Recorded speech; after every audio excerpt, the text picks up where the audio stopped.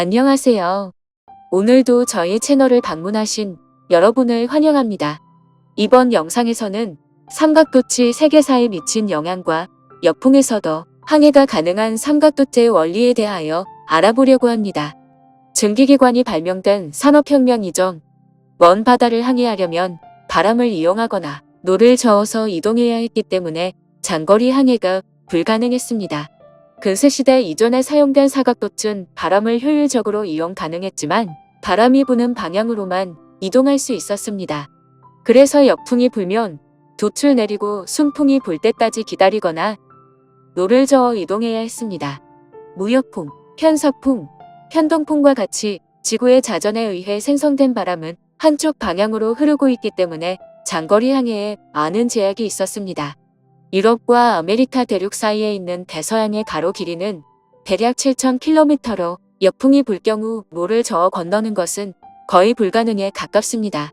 따라서 근세시대 이전은 해안선을 따라 항해하며 무역하는 형태가 대부분이었습니다. 삼각도체 발명과 보급은 세계사에 엄청난 영향을 미쳤습니다. 역풍이 불어도 항해가 가능한 삼각도체 사용은 서구권 국가들이 적극적으로 바다로 진출하는 계기를 만들었고 그 결과 대항해 시대가 열리게 되었습니다. 대항해 시대는 1336년 포르투갈 왕국의 카나리아 제도 탐험으로 시작되었고 바스코 다 가마가 발견한 포르투갈 인도 직항로는 인도양 일대의 식민 정착지 건설의 시작점으로 평가받고 있습니다. 이후 1492년 에스파냐의 후원을 받은 크리스토퍼 콜럼버스가 아메리카 대륙 항로를 개척한 것은 유럽사를 넘어 세계사적으로도 중요한 의미를 가지는 엄청난 사건이었습니다.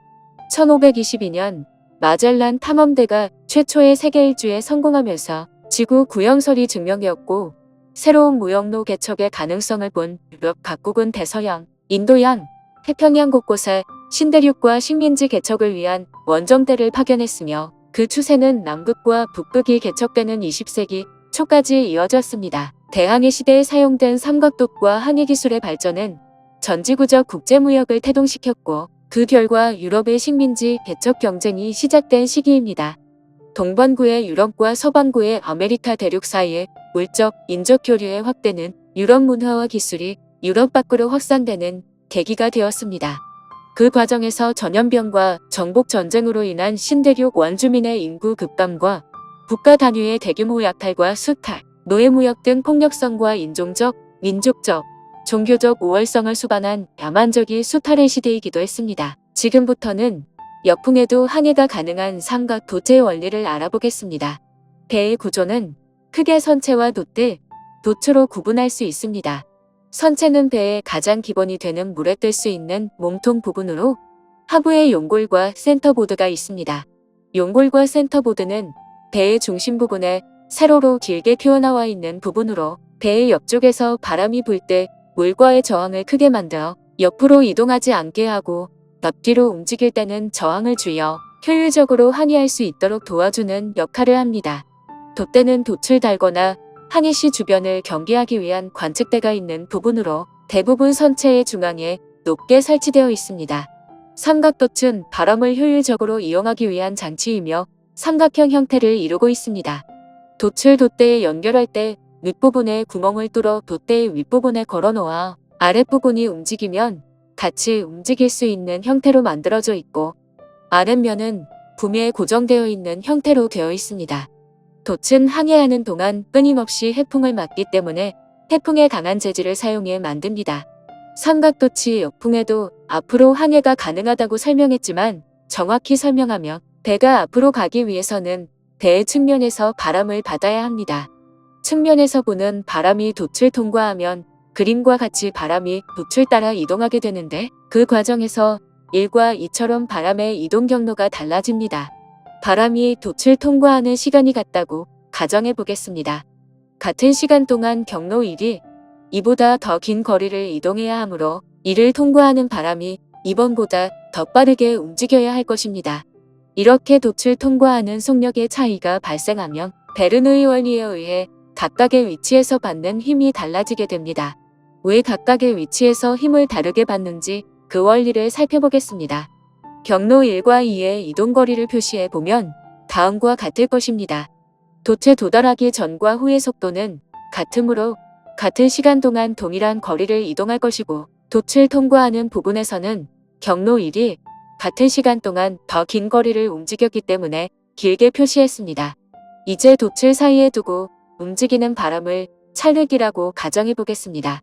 경로 1과 2에 정확히 같은 양의 찰흙을 동일한 두께가 되도록 바른다고 생각해 보겠습니다.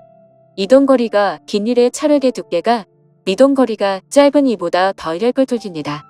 이렇게 경로 차이에 의해 발생한 찰흙의 두께 차이를 서로 돛을 수직으로 미는 압력으로 바꿔 생각하면 각각의 위치에서 돛은 2에서 1로 미는 압력, 즉 힘이 작용한다는 것을 알 수 있습니다. 이런 현상을 베르누이 원리라고 하는데 이 법칙은 삼각돛이 역풍에도 항해가 가능하게 할 뿐만 아니라 비행기를 띄우는 원리이기도 합니다.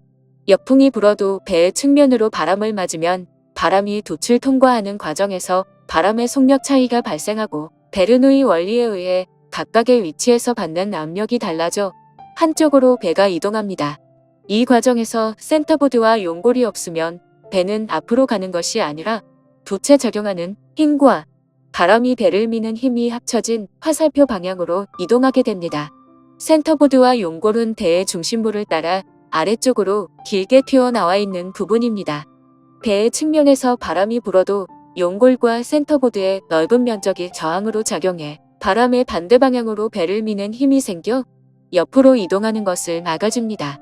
비바람이 강하게 부는 날 우리가 커다란 우산을 쓰고 있으면 이동하기 힘든 것을 생각하면 될 것 같습니다. 삼각돛과 센터보드에 의해 작용하는 힘 두 개를 합치면 배가 나아가는 방향이 결정됩니다.